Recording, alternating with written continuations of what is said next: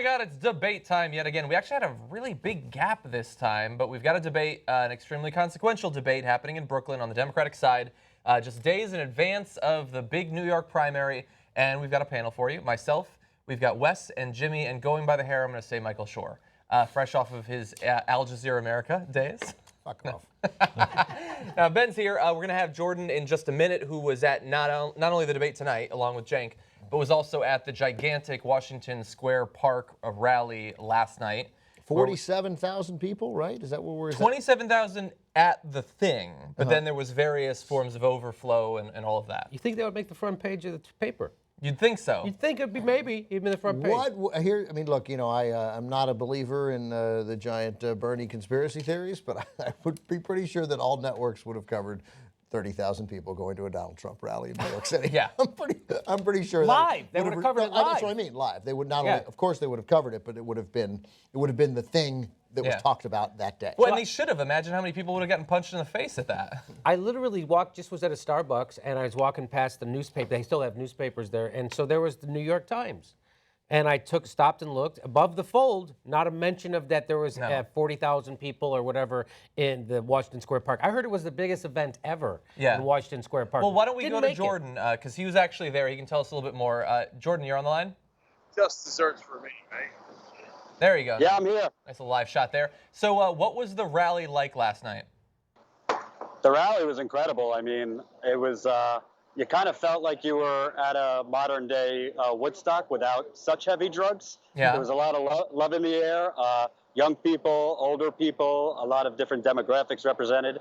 And they all, the most of what I got was they trust Bernie Sanders and they feel like he's the only politician who's ever told them the truth. According to the Daily Beast... Oh, I got a guess. Oh, there's an ex-con right behind you. According to the Daily Beast, it's mostly hippies and communists who are going out to support him. Well, apparently, I watched Carol Costello, our friend on CNN, who said it was mostly Occupy Wall Street members and NYU students. Yeah. So, apparently they know something we don't. I love how they broke this down. First of all, there are no communists, right? And but I like that the NYU students are Occupy Wall Street. What is it? Where do they get that? Where did she decide that? Based on absolutely nothing.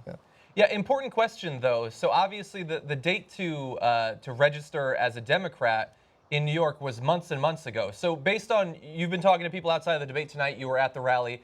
The people going out to show support for him, what percentage do you think are actually already registered to vote? Who will be voting early next week?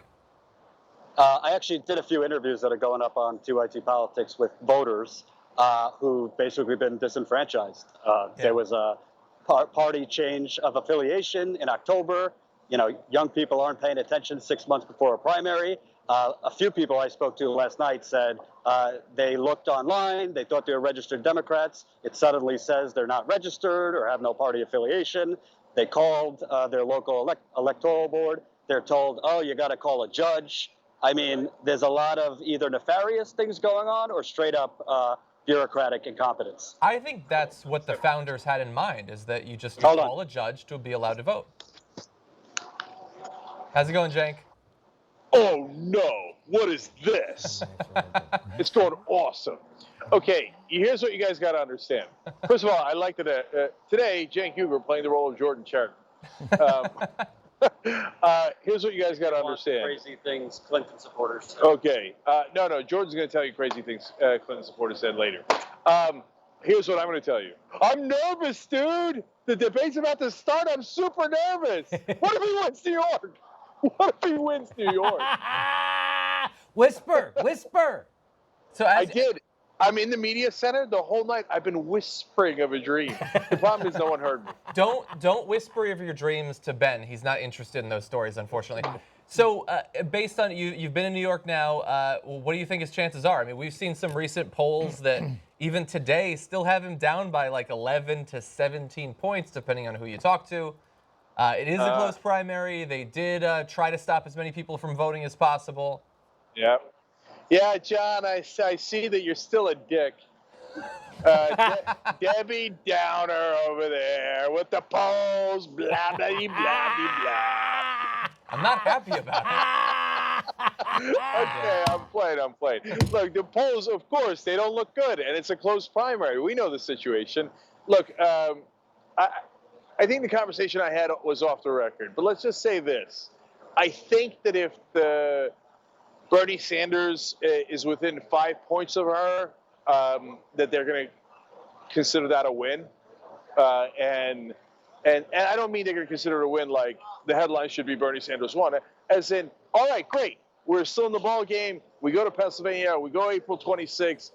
We win those states. We carry that momentum over there.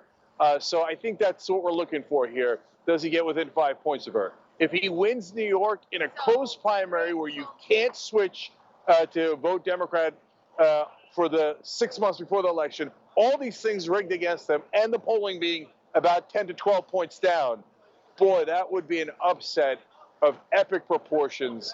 And on Tuesday night, our studio would explode. I actually read a tweet from a Clinton surrogate saying that if she lost by a couple of points, that would still be a win.